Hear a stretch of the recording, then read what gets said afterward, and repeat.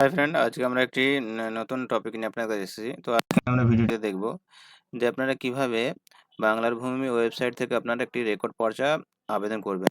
তার যে সম্পূর্ণ প্রসেস আমরা ভিডিওতে দেখাতে চলেছি।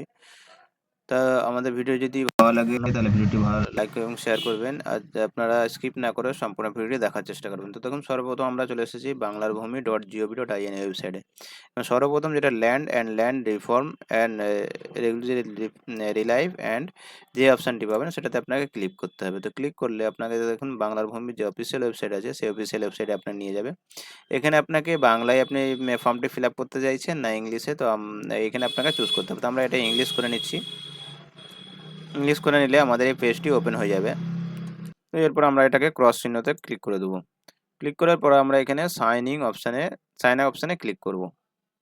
এবং এখানে আমাদের যেহেতু অ্যাকাউন্ট তৈরি করা আছে, তো আমরা এখানে সাইন আপ করে নেবো। যদি আপনাদের অ্যাকাউন্ট তৈরি না থাকে তাহলে আমাদের কমেন্ট বক্সে জানাবেন, আমরা পরবর্তী ভিডিওটিতে আমরা আপনাদেরকে দেখিয়ে দেবো। তো আমরা এখানে সাইন ইন করবো। সর্বপ্রথম আমরা সিটিজেন সার্ভিসে আসবো। সিটিজেন সার্ভিস থেকে আমরা সার্ভিস ডেলিভারি এই অপশানে আমরা চলে আসবো। এরপরে দেখুন আপনি দ্বিতীয় নম্বরে ROR রিকোয়েস্ট পেয়ে যাবেন। তো ROR রিকোয়েস্টে আমরা ক্লিক করব। এখানে আপনার একটু সময় নেবে লোডিং হওয়ার জন্য। এরপর আমরা এখানে এক্সিটটা করে নেবো। এখানে দেখুন আপনাকে ডিস্ট্রিক্ট চুজ করতে হবে, ব্লক চুজ করতে সিলেক্ট করতে হবে এবং মৌজা সিলেক্ট করতে হবে। তো আপনি এগুলো কোথায় পাবেন? আপনার যে দলিল আছে সেই দলিল থেকে আপনি মৌজা এবং ডিস্ট্রিক্ট সমস্ত জিনিস আপনি এখান থেকে সিলেক্ট করে নেবেন। তো আমরা এখানে আমাদের যে ডকুমেন্টসটি যা আমরা বানাতে চাইছি, আপনার রেকর্ড পর্চা বার করতে চাইছি, তার রেকর্ডের সমস্ত ডিটেলস আমরা এখানে ফিল আপ করবো।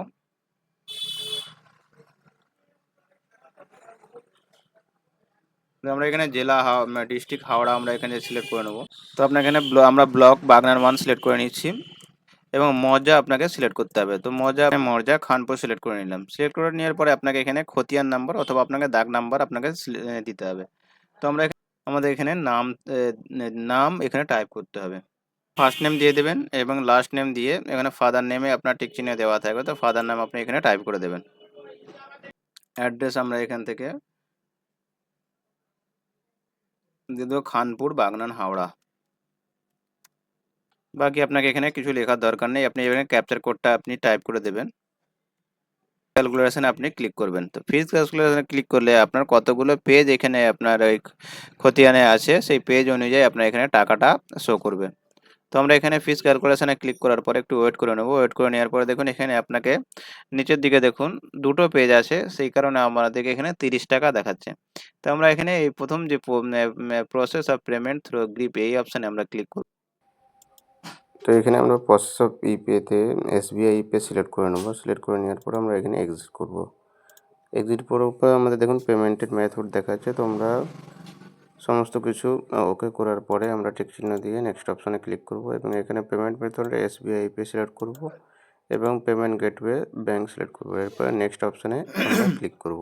তো আমরা SBI ইপিএস সিলেক্ট করে নিয়েছি। সিলেক্ট করে নেওয়ার পরে পেমেন্ট গেটওয়ে অ্যান্ড ব্যাঙ্কে অপশানে ক্লিক করব।